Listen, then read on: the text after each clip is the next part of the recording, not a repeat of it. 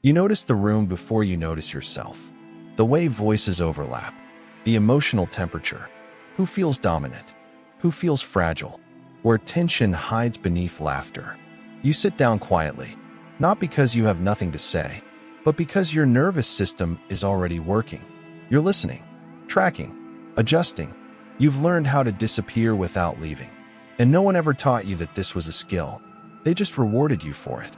You were called easy, mature, so calm, so low maintenance. What they didn't see was the constant internal calculation. The way your chest tightens before you speak. The way words line up in your mind, then dissolve. You learned early that silence kept things stable. That being unobtrusive kept you safe. That taking up space invited consequences, conflict, dismissal, emotional withdrawal. So you stayed quiet. And here's the paradox. The thing that protected you once is now the thing quietly costing you intimacy, recognition, and self-trust. Because silence, when it becomes a lifelong posture, doesn't just mute your voice. It erases your reflection. You can be surrounded by people and still feel profoundly alone. You can be admired and still feel unknown. You can be competent, thoughtful, deeply perceptive, and still feel invisible. This isn't shyness. This isn't introversion. This is survival intelligence that never got a chance to rest. And today, we're going to name it. People who stay quiet in every room are not empty. They are overfull of unexpressed emotion, overfull of observation, overfull of restraint.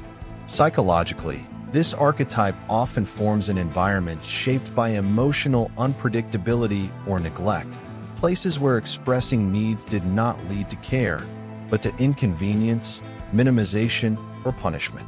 Let's ground this in psychology. 1. Emotional neglect schema. Emotional neglect isn't about what happened. It's about what didn't. No one asked how you felt. No one mirrored your inner world. No one made space for your emotional reality. Over time, the child learns a devastating lesson. My feelings don't belong anywhere. So instead of expressing, they internalize. Instead of asking, they adapt. Quiet becomes a strategy for emotional self-containment. 2. Hypervigilance. Your silence is not passive. It is alert. Hypervigilance is a nervous system state where the brain constantly scans for threat, emotional, social, relational. You learn to read microexpressions, to sense mood shifts, to anticipate reactions before they happen. This is why you often know what everyone else is feeling and struggle to know what you are feeling. Your attention was trained outward, not inward. 3. Avoidant attachment or anxious avoidant blends. When closeness feels inconsistent or unsafe, the psyche adapts. Avoidant attachment doesn't mean you don't want connection. It means you don't trust it to be safe when you're fully seen. So you stay contained, controlled, low impact. Silence becomes emotional armor. Neurologically, this reshapes your default mode network, the part of the brain responsible for self-referential thought. Instead of "who am I?" it asks, "How do I stay acceptable? How do I stay unproblematic? How do I stay unnoticed enough to survive, but not abandoned?" This isn't weakness.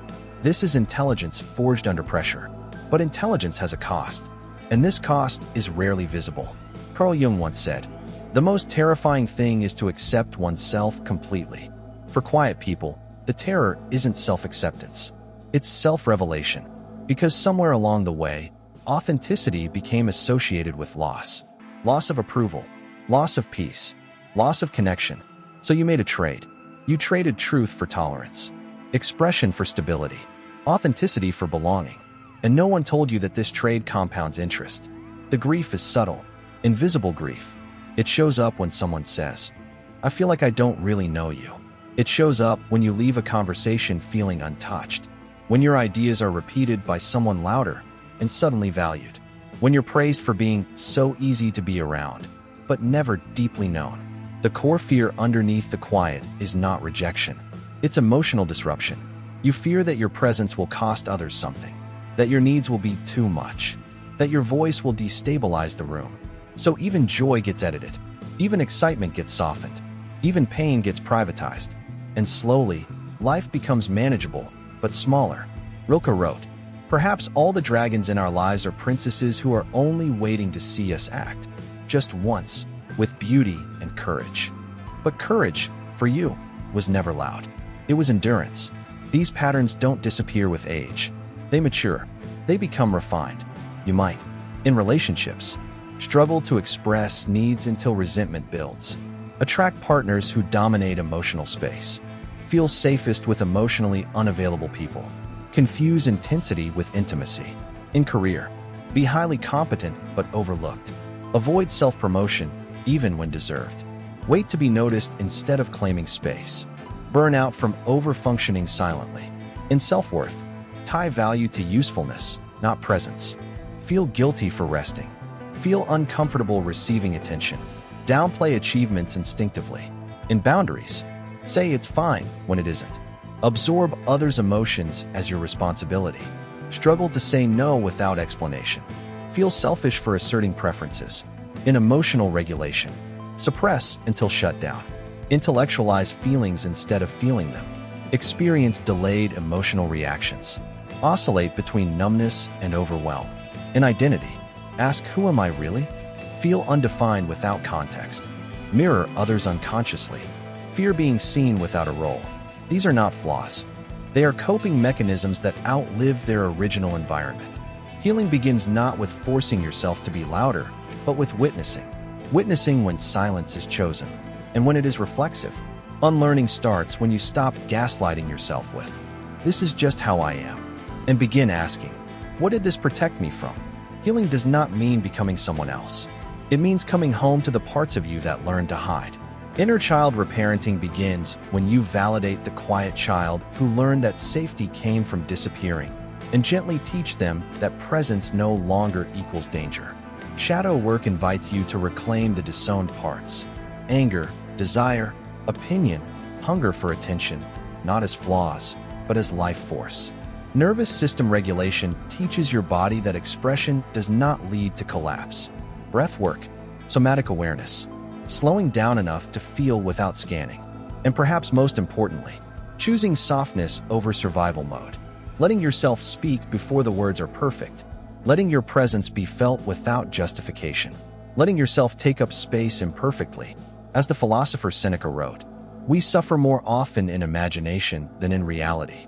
The silence that once kept you safe is not wrong, but it no longer gets to be in charge. You don't need to be fixed. You were never broken. The goal is not to become louder, but to become whole. If this spoke to something quiet and true inside you, consider sharing it with someone who lives between the lines. And if you want to continue this work, this slow, honest remembering, subscribe. Your voice doesn't need to shout. It just needs permission to exist.